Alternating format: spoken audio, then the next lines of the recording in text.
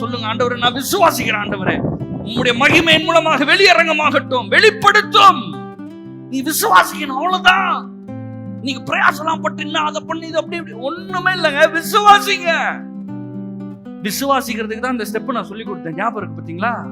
மனசுலயே யோசிக்கணும் அத. ஆனா மனசுல யோசிக்க விட மாட்டான்.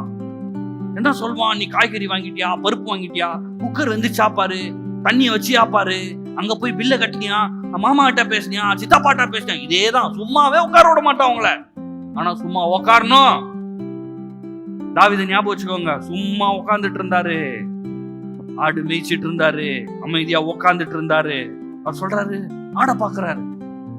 ஆடை பார்த்துட்டு சொல்றாரு, இந்த ஆடை எவ்வளவு சூப்பரா நான் புல்லெல்லாம் மேய்ச்சி ரொம்ப பந்தோஸ்தா பாத்துக்கிறேன், அதே மாதிரிதான் ஆண்டவர் என்ன பாத்துக்கிறாரு. நான் ஆடுக்கு இருக்கிறதுலே பெஸ்டான புல்லுக்கா போய் இதுக்கு வந்து புல்லு தேடி கொடுக்குறேன். அதுக்கப்புறம் அது புல்லு சாப்பிட்டோன்னா அப்படியே போயிட்டு ஆத்துக்குள்ள போய் விடுறது இல்லை, ஆத்துல போய் விடுவாங்க. ஆத்துல போட்டா ஆடு அடிச்சுட்டு போயிடும். அப்படியே ஸ்டில் வாட்டர்ஸ், அம்மந்த தண்ணீர், அப்படியே ஆடாம சேம இருக்குல்ல, அதுல கொண்டு போய் விடுறேன். ஏன்னா அவங்க என்ன பண்ணும், அந்த ஆடு தண்ணி குடிக்கும். அப்புறம் இந்த ஆட்டு தூங்கும் போது இந்த ஆடை வந்து இவன் பார்த்துக்கிட்டு இருக்கிறான். ஏதா மிருகம் வருதா, ஏதா வருதா,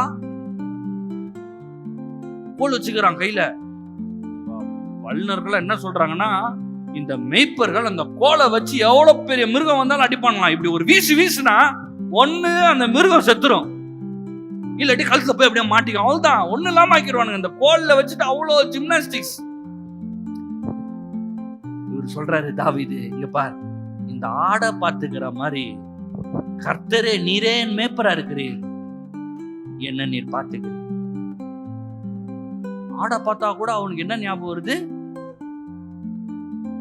இந்த மாதிரி தியானிக்கிறாரு, இந்த மாதிரி வசனத்தை பார்க்கிறாரு. நீங்களும் நான் சொல்றேன், ஆண்டவர் இப்படி பாருங்க.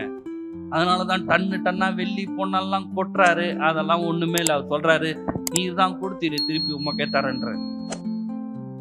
பெரிய வீடா கட்டுங்க, பெரிய வீடா கட்டுங்க, நிறைய நிலங்களை வாங்குங்க, கார் வாங்குங்க, ஆண்டவர் உங்களுக்கு நிறைய காசு தருவாரு. வாயை திறந்து சொல்லுங்க, இதெல்லாம் உம்மாலே வந்தது, இதெல்லாம் உம்முடையது தான்.